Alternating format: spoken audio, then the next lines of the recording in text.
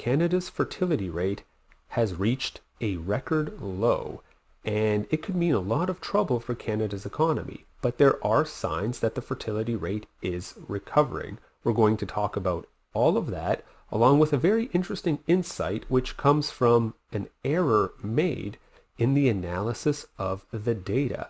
So let's get into it.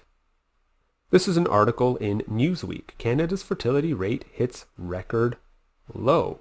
Canada's total fertility rate, that's the average number of births per woman, reached a record low of 1.25 children.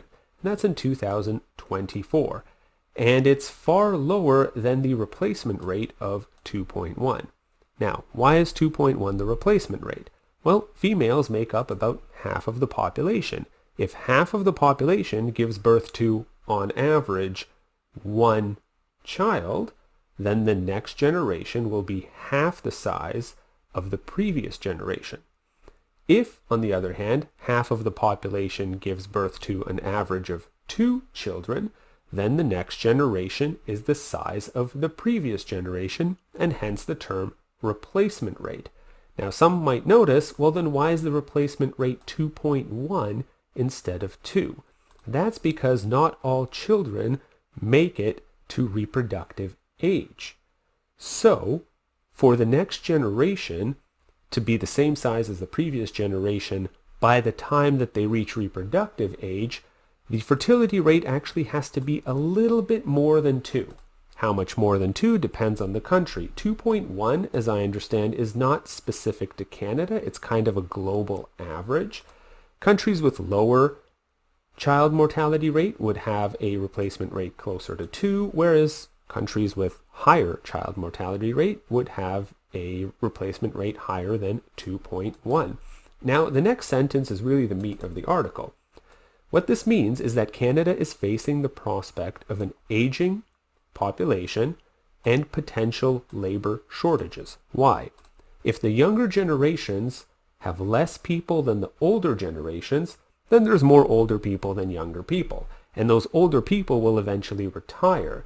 They're still going to be in need of services, government services, other services, but they're no longer working. They're no longer paying taxes. Whereas the group of people who are working and paying taxes, the younger people, they are a smaller group than what the country had before. So with less people working, there's less people to perform services, there's less people to pay taxes, there's less funding for government programs, and hence potential labor shortages combined with the prospect of an aging population. Now, this is not only going on in Canada. Almost every country in the world is seeing fertility rates decline, and governments are trying to figure out what to do. What we see now is that in Canada, 9 provinces and territories recorded their lowest ever fertility rates in 2024. British Columbia had 1.02, while Nova Scotia had 1.08. That's approximately 1. Why is that noteworthy? Well, because remember, if half the population is giving birth to 1 child on average, then the next generation is half the size of the previous generation. And a country's population can decline very quickly like that. Now, compare it to what was going on decades ago. Right now, the average age of childbearing in Canada is at 31.8, which is a record high. Whereas in 1976, it was 26.7. This is an average age of childbearing. If we assume a normal distribution, then we can assume that half the babies are born to mothers who are younger than the average age of childbearing. So in 1976, half the babies were born to mothers who were younger than 26.7. It was very common in that time that people would get married in their early 20s and have children as soon as possible. There is some signs that this could be changing. In contrast to 2023, when all provinces and territories recorded a decrease in the fertility rate compared to the previous year, in 2024 you had 3 provinces, Newfoundland and Labrador, New Brunswick, and British Columbia, and the Yukon Territory, that actually recorded increases in the rate compared to 2022 and 2023. Now, Is this just an anomaly during 2024 and in 2025 the rate just kept dropping? Or is that not the case and we're actually seeing a change in the trend and that the rate could be recovering? We don't know. We'll have to see what the data of 2025 will bring. Again, that's not just in Canada. Together, the international, national, and subnational findings suggest that fertility in 2024 was more of an overall mix in comparison with the large and uniform decreases seen in previous years. At the same time, though, there were a number of countries that recorded very low fertility rates that have never been seen before. So we'll really have to see what 2025 data shows. Now, as for why people aren't having as many children, there are different hypotheses. Well, one is clear that if people delay starting to have children, they're going to end up with fewer children most likely because there is a certain time constraint. There's only so much time that people have in order to have children. So starting later means you can't have as many. The question then remains, well, why is it that people are starting later? And we're actually going to get into that today. It could be a very interesting reason. Now, sometimes financial struggles are cited. Well, people aren't having children because they can't afford it. That actually turned out to be a pretty weak hypothesis. And for example, look at this map. Okay, this is fertility rates around the world. Pink is the lowest fertility rate. The wealthier countries have lower fertility rate. Okay, light blue is a little bit better by the numbers. Red is a fertility rate below 1. Pink is 1 to 1.9. Light blue, 2 to 2.9. Regular blue, 3 to 3.9. Dark blue, 4 or higher. Wealthier countries tend to have lower fertility rate. So it really looks like it's not about the money. What other studies have shown is that if people are given financial incentives to try and make it easier to have children, those who've already decided to start having children might decide to have more. But those who have not decided that they want to have children yet or at all, it's very, very difficult to convince them with money to change their mind or to start wanting to have children significantly sooner.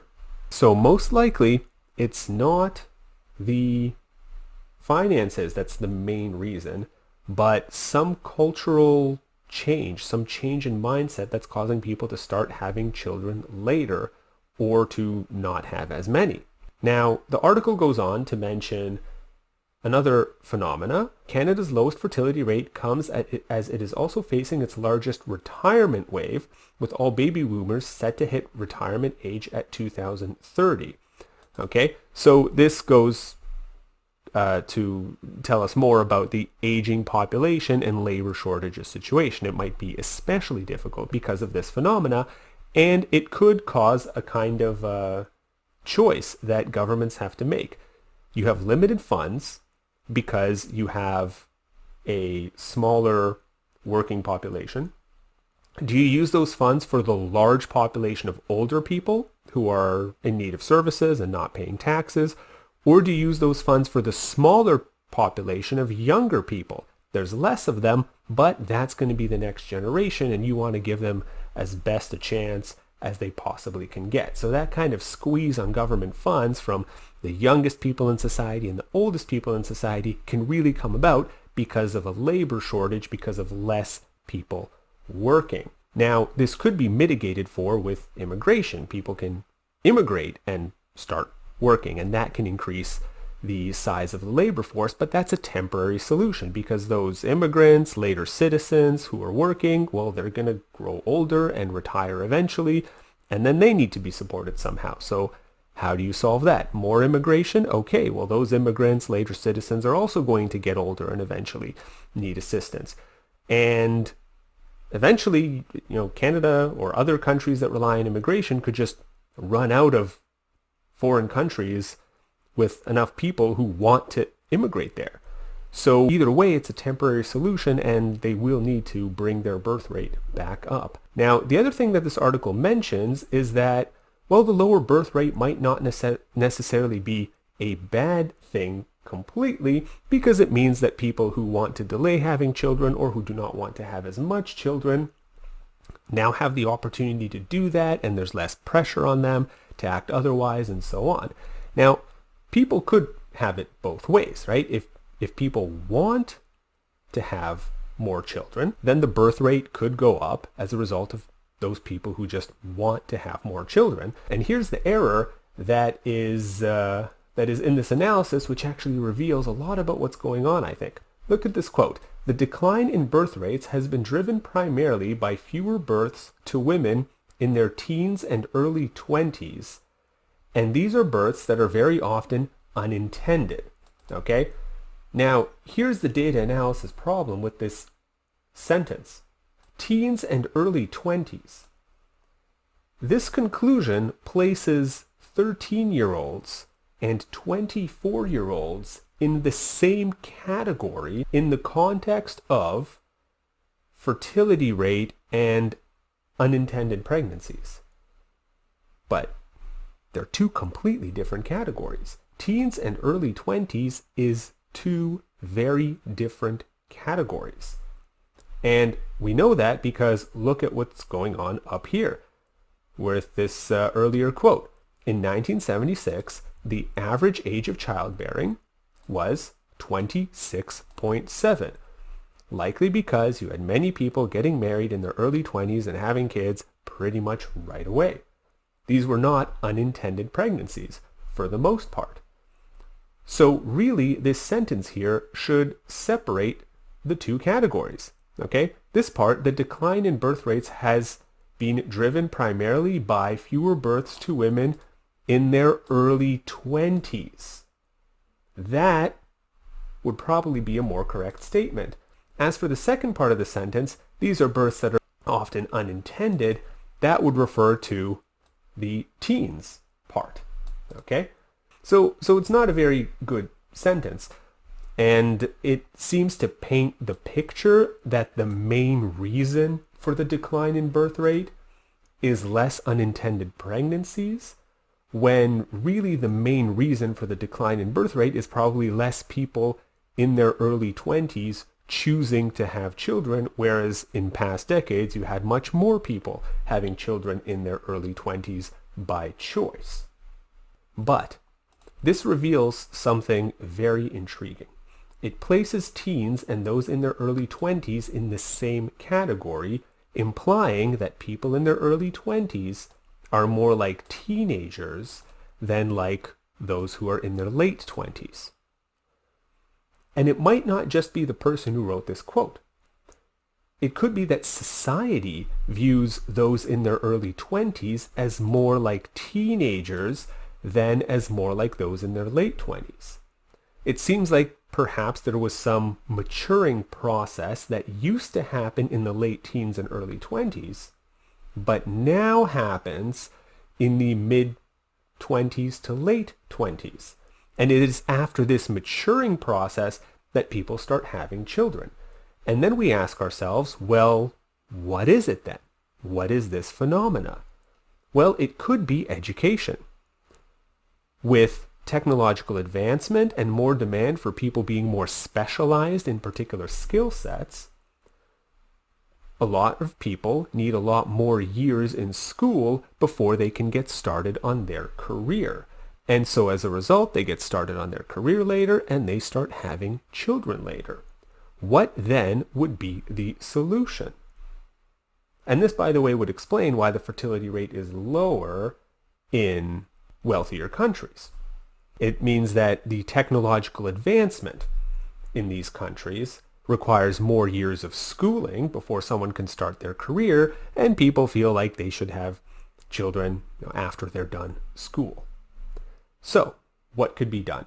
Well, there could be ways to allow someone to continue school more conveniently, even after they've gotten married and had children.